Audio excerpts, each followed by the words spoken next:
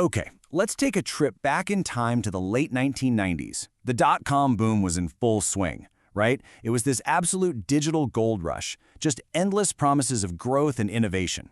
But then, well, just as fast as it all went up, the whole thing came crashing down. It was a massive collapse, and it completely reshaped the tech world. But in all that wreckage, one piece of tech didn't just survive, it proved a really powerful point. And that's the story of PostgreSQL.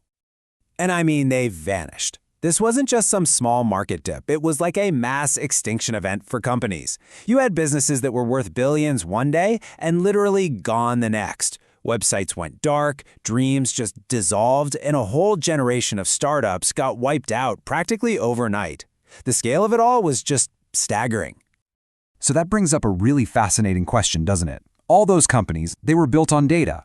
User accounts, product catalogs, all that crucial customer info. When the company dies, what happens to its digital heart? For a lot of them, the answer was simple. It died right along with it.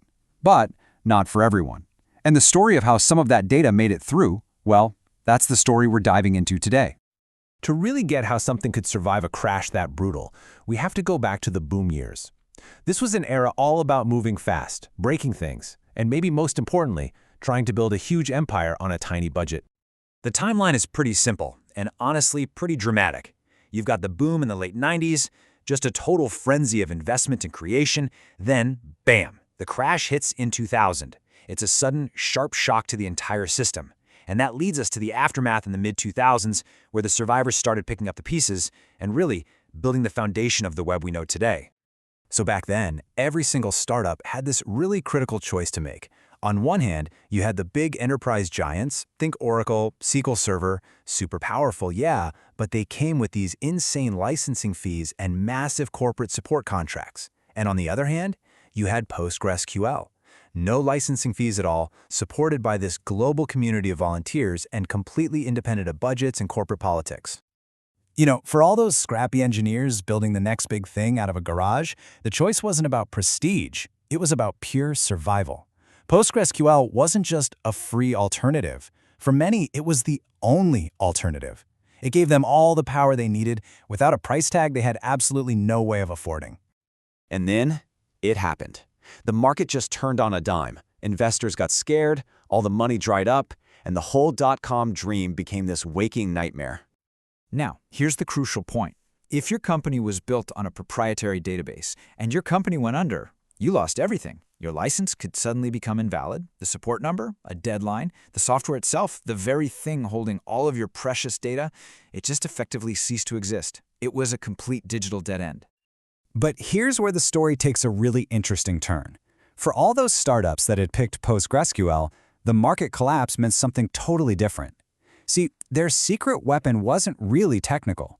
It was structural. It was all about how PostgreSQL was built and, more importantly, who it answered to. Just think about that for a second. There was no PostgreSQL Incorporated that could go bankrupt. There were no corporate headquarters to shut down. It existed completely outside of the corporate structure that was currently imploding all around it. Its survival was never, ever tied to one company's bottom line. And because there was no company, there was no stock price to just plummet to zero. So while the NASDAQ was in a total free fall, the developers and users of Postgres, they just kept working. All that chaos in the market, it was just noise. It was completely irrelevant to the health of the project and its development. This was the fundamental truth of Postgres. It wasn't tied to money or to markets. It was tied to a passionate community. We're talking volunteers, university researchers, and the engineers at the few startups that actually survived and depended on it. They were the ones who kept it patched, kept it updated, and kept it alive. The people were the real asset, and they weren't going anywhere. So PostgreSQL's survival wasn't just about one database making it through a rough patch. No, this was a landmark moment. It was proof of concept, tested on the most brutal battleground you could imagine, that the open source model, this idea of collaboration and community, was incredibly resilient, maybe even more resilient than the market itself. So what happened next? Well, after the dust finally settled, PostgreSQL didn't just crawl out of the wreckage. It actually came out of the whole crisis stronger, more respected, and totally ready to become a cornerstone of the internet's next chapter. Its journey through the dot-com crash left it with this incredible legacy. It was now battle-tested, right? proven to be stable and reliable under the absolute most extreme pressure. This built a huge amount of trust, and it made it the go-to choice for the next wave of startups, companies you probably heard of, like Skype and Instagram. It had proven its resilience, and by doing that, it became a true pillar of the modern web that we all use every single day. So, when we look back at this incredible story of survival, it's easy to get lost in all the technical jargon. But at its heart, this really isn't just about a database. It's about a much bigger, much more human idea. And that's really the ultimate lesson here. The dot-com bubble was a financial market. It was driven by speculation and fear, and it failed spectacularly. But PostgreSQL was a community, driven by collaboration and a shared goal, and that is why it endured. It's just a powerful reminder that sometimes what we build together can be far, far stronger than anything we could ever buy.